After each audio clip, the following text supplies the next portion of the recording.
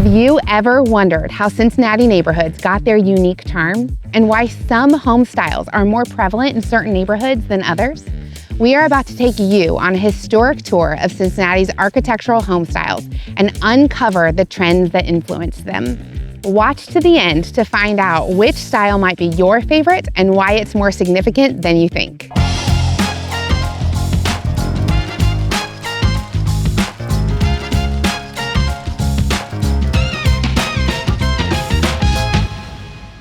Hi, I'm Christina Beck, designer with Vero Home Designs and realtor with the Barron Group.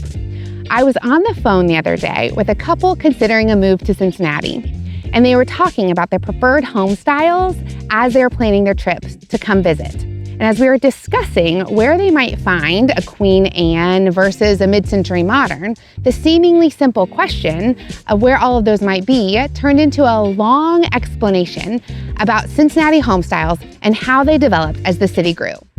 So today we are diving into Cincinnati's architectural evolution, full of innovation, cultural shifts, and artistic expression. Whether you are a history buff, an architectural enthusiast, or just curious about the beautiful homes in this city, stick around because we're about to take you on an architectural and historic tour. Our journey begins right around the time that Cincinnati was established in 1788 in the central areas of our downtown. Early residential neighborhoods were focused right around the Ohio River because it facilitated easy transportation. And so we start with the federal style of architecture. The Betts House behind me here in the West End is an incredible example of the federal style of architecture. It's actually the oldest brick house in Ohio, built in 1804. It has a boxy shape, a low-pitched roof. You'll sometimes see flat roofs on the federal style, and then these evenly spaced large windows. You can also see examples of this throughout the West End and the Lytle Park Historic District. As we move forward in time a bit, we come to the Greek Revival style, which was popular from 1825 to 1860, with this style inspired by ancient Greek temples, which were seen as a symbol of democracy and classic beauty. Greek Revival homes in Cincinnati often feature grandiose columns and pediments, which are those triangular gables over the columns. A good example of Greek Revival architecture in Cincinnati is the Taft Museum of Art. It was originally built as a private residence in 1820, and the grandeur of its columns and pediments reflects the influence of ancient Greek aesthetics. Then, the arrival of the railroads in the mid-19th century turned Cincinnati into an industrial center, particularly known for meatpacking, hello Geta, brewing, which is still going strong today, and manufacturing. The wealth generated from these industries is what led to the construction of the truly grand buildings that we see in areas like Clifton, Over-the-Rhine, and Mount Adams, featuring Italianate, Second Empire, and Victorian architecture. And actually, Over-the-Rhine has national significance as an urban historic district containing the largest collection of 19th century Italianate architecture. Italianate homes often have decorative brackets and tall, narrow windows with arched or curved tops. Not to be confused with the Italian villa style, which was popular in other areas of the country around this time as well, and differed from Italianate in that they were less symmetrical, had irregular floor plans, and usually included a tower or wide porch. But they aren't quite as popular around here, perhaps because they were so expensive to build. The Second Empire style is easily recognizable with its mansard roof and elaborate ornamentation. In fact, the mansard roof is pretty much all that's needed in order to call a house a Second Empire home, and then it's easily adaptable to houses of various sizes.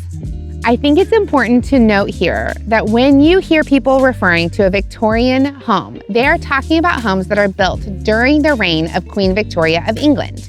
And these can cover a wide variety of styles, most of which I've just discussed. So everything from Italianate, Italian Villa, Second Empire, Gothic Revival, down to Queen Anne, these are all considered Victorian homes. But what you see in a lot of the Cincinnati Victorian homes, like those popular in Columbia Tusculum and Mount Lookout, is that we have more of the Victorian Vernacular, or folk Victorian homes, which basically means that they lack some of those strong stylistic aspects. They were built in that time frame, but with slightly more straightforward lines.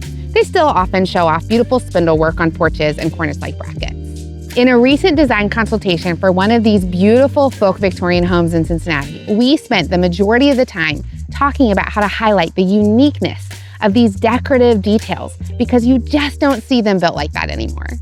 As we move into the late 19th century, early 20th century, waves of Irish, German, and later Eastern European immigrants settled in Cincinnati, significantly impacting its residential areas.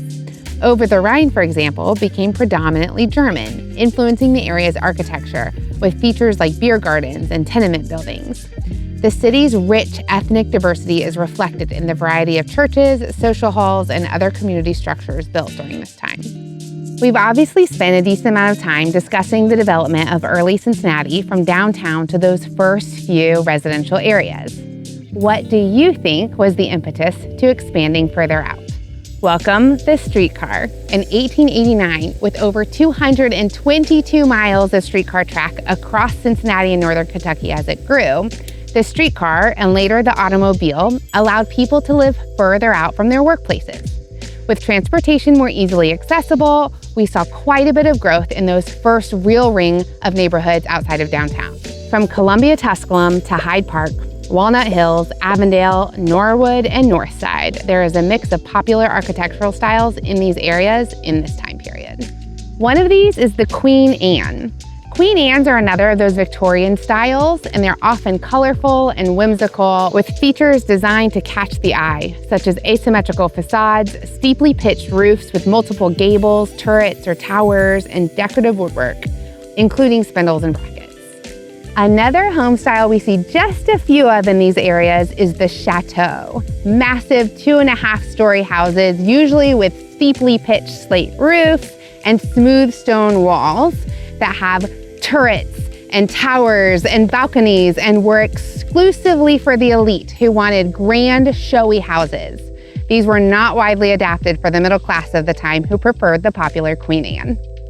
I have to mention this Swiss chalet for a minute because the Swiss chalet style, which never gained wide popularity in the United States, seems to have a little bit of local celebrity here in Cincinnati. The style came into vogue here in the late part of the 19th century we're discussing. An architect who practiced in Cincinnati in the 1880s and 90s, Lucien Plimpton, was influential in spreading the Swiss chalet locally. Houses of this style have those low-pitched roofs with front gables, exposed carved rafters supporting wide eaves with those decorative brackets, and can be found in East Walnut Hills, Hyde Park, and Oakley. Running parallel to these styles is the Colonial Revival period, which gained popularity from 1880 to 1955. This style sought to revive elements of American colonial architecture, emphasizing symmetry, classic proportions, and traditional details. These homes usually boast stately brick exteriors and elegant classical details, evoking a sense of early American heritage. The French House in French Park and this home behind me are two of my favorite examples for a colonial home. Another popular one here is the Tudor Revival style. These come in various sizes, from 1.5-story cottages to 2.5-story mansions, and they're characterized typically by this half timbering that you see up at the top story, usually with the in-between filled in with stucco. The style was one of the most popular of early 20th century styles in Cincinnati. Often entire streets are lined with Tudor Revival houses, as you can see in areas like Hyde Park, Mount Lookout, and Paddock Hills. The period of Spanish Mission style in Cincinnati ran about the same time as Colonial Revival and Tudor, both of which far outweighed it in popularity, but there are still a few of this unique style in Cincinnati. By 1910, the bungalow had arrived to Cincinnati, where it is now one of the more prevalent home styles. The standard bungalow floor plan is square or rectangular in shape, 1.5 stories high, and often has these 3 windows on the upper floor and sometimes a bay window on the lower floor. This small but adequate bungalow answered the growing need for low-cost housing and is popular in all parts of the country. It's especially prevalent in areas that experienced rapid growth between 1910 and 1940, and you'll see a large concentration of those in areas like Westwood, Pleasant Ridge, and Oakley. The Craftsman style home is a type of bungalow that has its roots in the arts and crafts movement, which focused on simplicity, handcrafted details, and natural materials. With this style, you usually see supportive local makers like stained glass window artists and local metal workers, and a lot of these homes are in the Hyde Park neighborhood, Pleasant Ridge, East Walnut Hills. Another bit of Cincinnati home trivia for you. Did you know that Cincinnati is home to the most recorded Sears Kit homes in the country? Sears Kit homes were an easy way for middle-class homeowners to get into home ownership. And one of the reasons that we think that Cincinnati has so many of these, in fact, over 400 kit styles were sold throughout the years, is because in 1914, Sears, Roebuck and Company opened a millwork plant in Norwood, Ohio called the Norwood Sash and Door. So while the rest of the United States had to order all of their building materials via catalog and then wait for everything to get shipped via railroad, in Cincinnati, Ohio, you could order direct from the company and have it quick shipped to you. Okay, let's move forward in time through the Great Depression and World War II. There's suddenly a huge housing bottleneck, compounded by the population boom and the industrial leap forward propelled by the war. It all added up to a giant pressure cooker that as soon as the war ended released a couple of things. One, GIs coming home ready to get on with their delayed lives, and two, industries desperately looking for new materials to develop and manufacture now that wartime had ended. This, combined with the new highway system, made it possible for people to move further out from downtown. Add in FHA loans, making homeownership more affordable, and you get the development of the American suburb. This is one of the primary reasons we see so many classic Cape Cods, mid-century modern, and ranch-style homes in the second and third ring neighborhoods of Cincinnati. The growth of these individual neighborhoods brought their own little business districts with them, and you start to see the individual neighborhood personalities pop up as people are no longer having to go downtown to shop anymore. The Cape Cod house style has been around basically as long as America has, as this style goes back to the early settlement days in New England. It's a simple house plan, 1 or 2 stories under a steep pitched roof, often flanked by symmetrical windows. This housing style continued in its popularity as it's fairly simple and affordable to build en masse. Think about areas of Cincinnati like Westwood, Silverton, and Deer Park. In the immediate post-war years, the Cape Cod was the most commonly built home type. But in the 50s, the ever-popular ranch surpassed it. Inspired by the casual open spaces of Western ranches, this style is known for its single-story layout and wider footprint. The suburbs of Cincinnati, like Anderson Township and Blue Ash, feature many ranch-style homes. These houses are about practicality and comfort and cater to the modern family and easy maintenance. Simultaneously, all those new materials being produced by previous wartime manufacturing led to quite a bit of experimentation in building styles and a dramatic shift in home design. Enter the mid-century modern.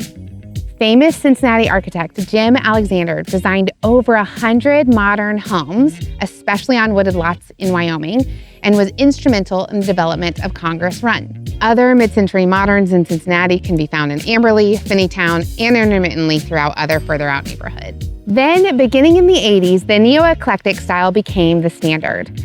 Neo-Eclectic style just combines a variety of historic elements, creating a diverse and eclectic aesthetic. You see a lot of these home styles in the suburbs of Cincinnati, Mason, and Westchester, and they create an individualistic approach. Finally, moving into the 21st century and beyond, the contemporary style has emerged, characterized by innovative designs, new technologies, and sustainable materials.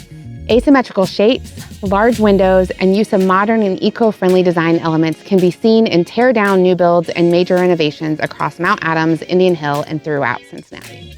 And there you have it, a fairly comprehensive journey through the history of Cincinnati home styles. From the elegant Federal and Greek Revival homes of the early 19th century to the newer contemporary and neo-eclectic designs of today, and almost everything in between. Though we didn't cover quite a few, from Gothic to Georgian to French eclectic to prairie, Cincinnati's architectural landscape is a rich tapestry of historic and cultural influences.